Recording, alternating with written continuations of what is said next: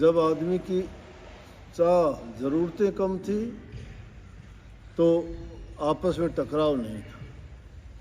जहाँ कहीं भी इंसान आगे बढ़ा और जो कुछ भी आम जीवन में भी हम कुछ चीज़ प्राप्त करना चाहते हैं तो उसके बदले में उतना खोना भी चाहते हैं।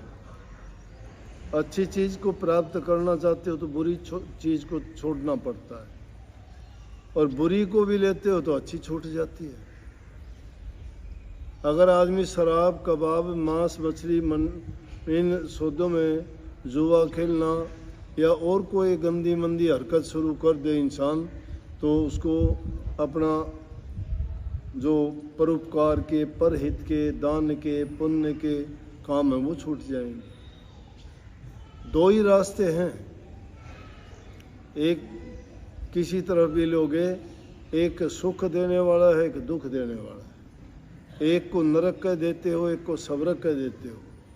एक जीवन में खुशी भरने वाला है, एक जीवन को तड़फा देने वाला, दुख देने वाला और कष्ट देने वाला है। लेकिन उसमें क्या है कि सुख प्राप्त करने में बहुत टाइम लगता है। सुख जब मिलता है पहले इंसान दुख से टकरा लेता है। दुख का मतलब है इंसान को परिश्रम करनी पड़ती है, उसमें शारीरिक भी, मानसिक भी, हर प्रकार से, दोनों चीज़ों से ही। मैंने तीसरी चीज़ का नाम नहीं लिया। उस चीज़ की ज़रूरत पड़ती है भक्ति में, आत्मिक शक्ति की। शारीरिक और मानसिक काम तो जो भी करोगे उसमें आपको इनसे अपना ताकत लगानी पड़ेगी, मेहनत करनी पड़ेगी। लेकिन भक्ति के रास्ते पे जब चलोगे ना तो उसमें आपको आत्मिक शक्ति की ज़रूरत पड़ती है। और आत्मिक शक्ति और आध्यात्मिकता के रास्ते पर ये जीव तभी चल सकता है जब अपने पारिवारिक, व्यक्तिगत और सामाजिक जीवन में पूर्ण रूप से इंसानी फ़र्ज जो है उनको पूर्ण तरह से अपने धर्म की पालना करते हुए निभाता जाए। धर्म को जब निभाना छोड़ देता है इंसान, चाहे वो किसी भी पद पर हो, चाहे वो बचपन की अवस्था है, चाहे जवानी की अवस्था है, चाहे वो घर में रह के गृहस्थी है, चाहे वो जंगल में गया हुआ त्यागी संत, महात्मा, फकीर या कोई भी दूसरी किस्म का व्यक्ति है, तो उसको एक काम तो अपनाना ही पड़ेगा। तो जब तक वो कष्ट सहन नहीं कर लेता और जब तक मेहनत नहीं करता, उसका अच्छा और सुखद फल किसी को नहीं मिलता। अब भक्ति के रास्ते में लोग आते हैं और बहुत जल्दी वापस लौट जाते हैं, टिक नहीं पाते। ना टिकने का कारण क्या है कि भक्ति का जो आनंद और रस है वो बहुत देर से मिलता है, बहुत देर से मिलता है। इतनी आसानी से अगर वो मिल जाए फिर तो किसी को कहने के लिए ज़रूरत ही ना रहे, क्योंकि उसको आसानी से ना मिलने का कारण उसके रास्ते में बाधाएं हैं। बाधाएं क्यों हैं कि हम उस देश में नहीं रहते कि जिसमें हमारे मददगार हों। हम विरोधी शक्तियों के देश में रहते हैं, और वो विरोधी शक्तियाँ कौन सी हैं? काल और माया की शक्तियाँ इस जीव को रोकने का प्रयास करती हैं, वो नहीं जाने देती। काल ने कदम कदम पर ऐसे फंदे रचे हैं, देखने में तो बहुत सुंदर और अच्छे लगते हैं, देखने में बहुत आसान और सौखे लगते हैं, लेकिन परिणाम उनका कोई खास नहीं निकलता। तो असली जो सही रास्ता है वो किससे मिलता है? सतगुरु से मिलता है। इसलिए कही कि सतगुरु पूरा जो मिले तो मेटे कर्म का लेखा। कर्म का लेखा और किसी से नहीं मिटेगा। ना माँ बाप मिट सकते, ना भाई बंधु मिट सकते, ना कोई तुम्हारी धन दौलत मिट सकती, ना समाज का और कोई व्यक्ति या कोई संस्था उसको नहीं रोक सकती। कर्म का लेख मिटने के लिए संत सतगुरु ही सबसे बड़ा आपका सहाय, मददगार और उसको रोकने वाला है। विरोधी शक्तियों से लड़के उसने वो ताकत हासिल की है कि वो आपको भी वो रास्ता दिखा सकता है। संत मत ने इसीलिए जोर दे के कहा कि सतगुरु पूरा ढूंढ लो, काम आपका पूरा होना बड़ा आसान हो जाए। सतगुरु पूरा जहाँ मिल जाता है उसका आधा काम पूरा हो जाता है। और जहाँ सतगुरु पूरा नहीं है तो ये जीव बड़ा धोखे में फंस जाता है। काल के खूंटे से पहले बंधा हुआ है और फिर उसको अधूरा गुरु मिल जाए वो उसको और उसी तरह से फंसा देता है और ज़्यादा डबो देता है। तो पूरा गुरु की अब पहचान कहोगे, पूरे गुरु की पहचान क्या है? पहचान जो से इस तरह से तो कोई कर नहीं सकता। आए बैठे, कोई परीक्षा नहीं, कोई 2 सवाल पूछ के उनकी पहचान नहीं कर सकते। उनके तो संग रह के, उन जो बताया उनका रास्ता है उस पर चल के, जब तुम सच्चे खोजी बन के उनके बताए रास्ते पर चलोगे और आपको उसका परिणाम जब मिलना शुरू हो जाएगा, जब आपको पता लगेगा गुरु को। कबीर साहब को भी बहुतों ने नहीं पहचाना। क्यों नहीं पहचाना? क्यों उनको मनुष्य रूप में, देह रूप में ही मानते रहे। उनके साथ विरोधी लोग तरह तरह के विरोध बढ़ाते रहे। ये पाखंडी है, ये झूठा है, ये मुसलमान है, मुसलमान कहते हिंदू है, पंडित कहते ये आडंबर करता है। आपस में जाति पाति का, ऊंच नीच का, पाखंडी और सच्चे का, बोले कि गुरु थोड़ा हो सकता है, इसको तो शास्त्र पढ़ने का भी अधिकार नहीं है। लेकिन जब लोगों ने उनको जांचा परखा, मान लिया। रविदास जी को भी इसी तरह से, झालागढ़ की रानी थी, उनको पता लगा कि इस टाइम में रविदास जी पूरे गुरु हैं। वो उनके पास गई, लोगों ने आलोचना शुरू कर दी, राणा के कान भर दिए। झालागढ़ की रानी का जो पति था उससे कहने लगे कि ये तो नीची जाति का गुरु बना लिया। अब उससे जब कहने लगे तो जब समझ जिसको आ जाती है वो समझ जाता है कि जाति पाति नहीं है। हम उस जिस घर से आए हैं वहाँ से ये जीव बिना जाति के, जाति तो हमारा तो नाम भी नहीं था। नाम भी कहाँ था? किसी का नाम था दुनिया में आने से पहले? नाम तो बाद में रखा गया है। पहले तो तुम आए हो तो ही नाम रखा गया, नहीं तुम नहीं आए थे जब नाम कहाँ था।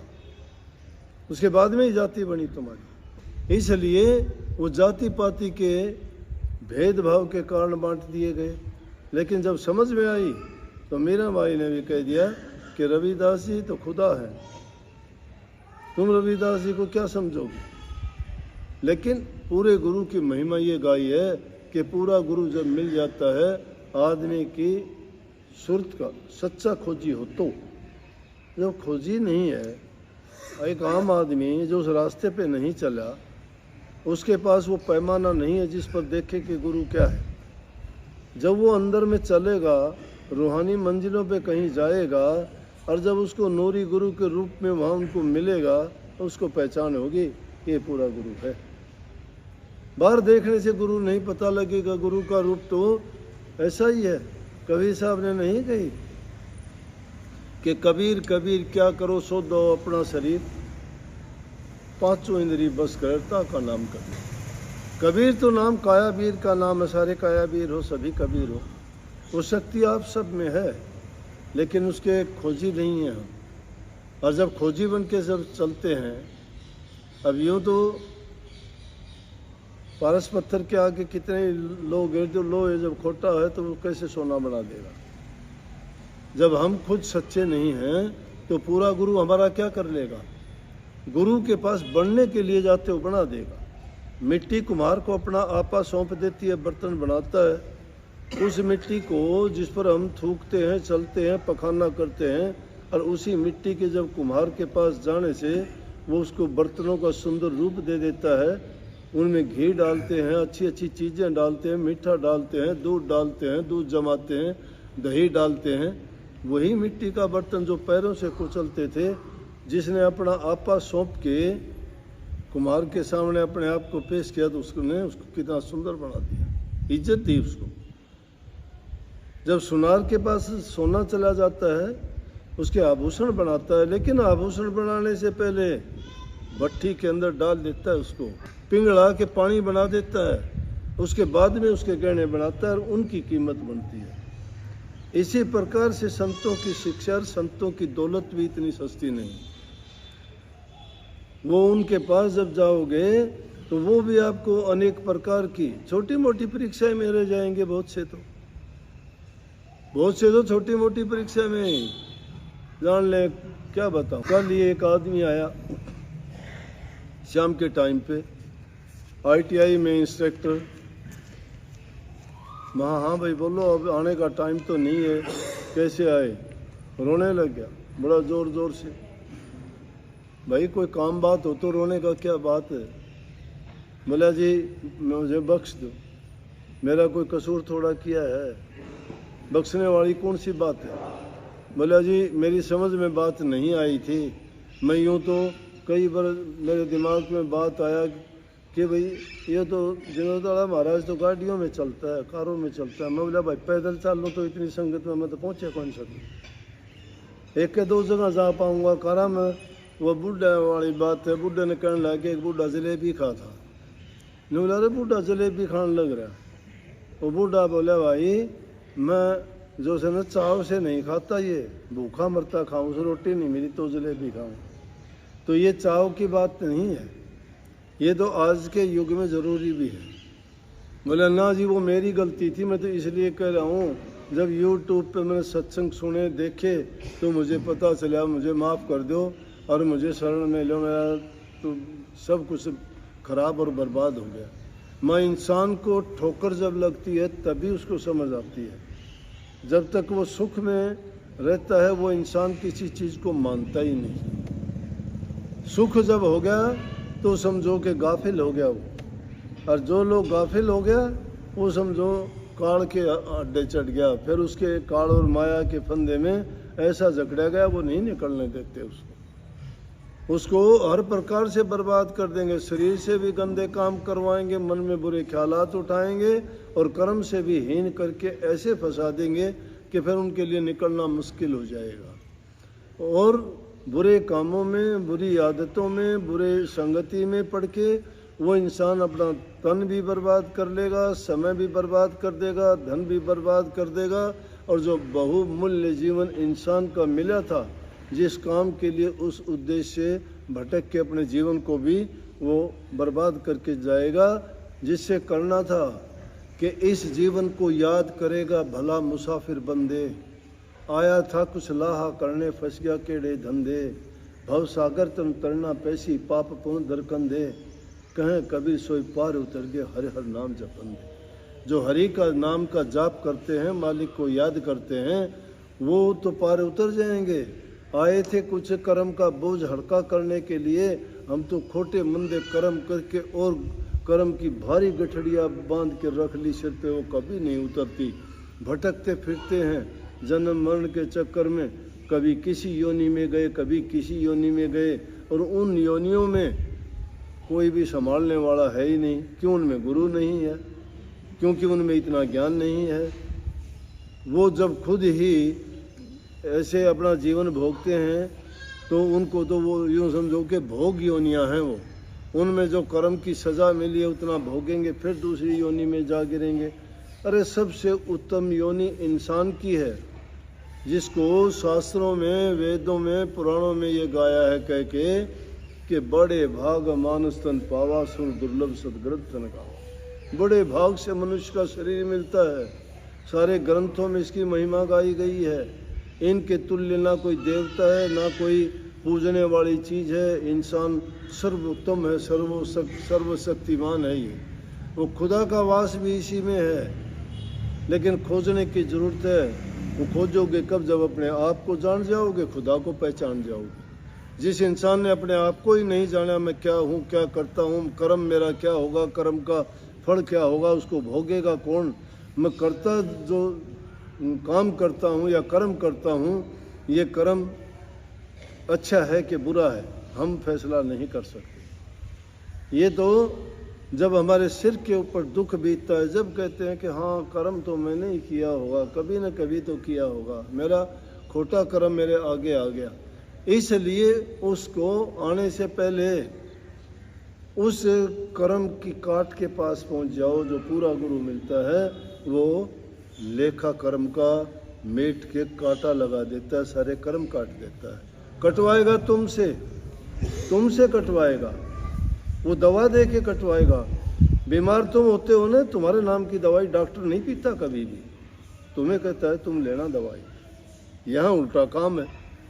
गुरु के पास जाएंगे, गुरु भेद दे देगा, नाम बताएगा, कहेगा सुमरण करना, अभ्यास करना, ध्यान करना, और तुम 10 दिन के बाद जाके कहते हो जी मेरा ख्याल करना, आप ही हो, आप संभालना जी, आप ही मेरा उद्धार करना। तो वो तो तुम कहते हो कि गुरु करेगा। अब ये नहीं सोचते डॉक्टर तुम्हारे नाम की दवाई पीता है क्या? तुम्हारी बीमारी का इलाज करवाना है तो दवाई तुमको ही पीनी पड़ेगी। गुरु ने जो करना था गुरु ने कर दिया। गुरु को गुरु की दृष्टि से नहीं, उसको परमात्मा से भी उत्तम और बढ़ के मानो। क्यों कही कि गुरु गोविंद दो खड़ेर का के लागू पाए, बलिहारी गुरु आपने जिन गोविंद दिया बताए। गुरु गोविंद को लखाने वाला, बताने वाला, रास्ता दिखाने वाला है। जो उस रास्ते पे नहीं चलता तो गुरु का दोष नहीं, वो दोष आपका है, फिर कर्म की रेख नहीं मिटती भाई। सबको बहुत बहुत आशीर्वाद। राधा स्वामी सत्संग 1 और 2 तारीख का भिवानी में होगा, नामदान भी होगा, समझ गए। राधा स्वामी मत का नामदान और इन दुकानदारों की तरह नाम नहीं है। ये नाम वो है जो आदि अनादि और हर काल में सत्य है और जीव का कल्याणकारी है, हितकारी है, और दुनिया में रहते हुए, घर परिवार और समाज में रहते हुए गुणकारी है। हर प्रकार से उनको वो आत्मिक, मानसिक और शारीरिक रूप से शांति देता है। तो इसलिए सबको आशीर्वाद है, नाम का अभ्यास किया करो, सबसे उत्तम चीज़ वही है। आशीर्वाद। राधा स्वामी।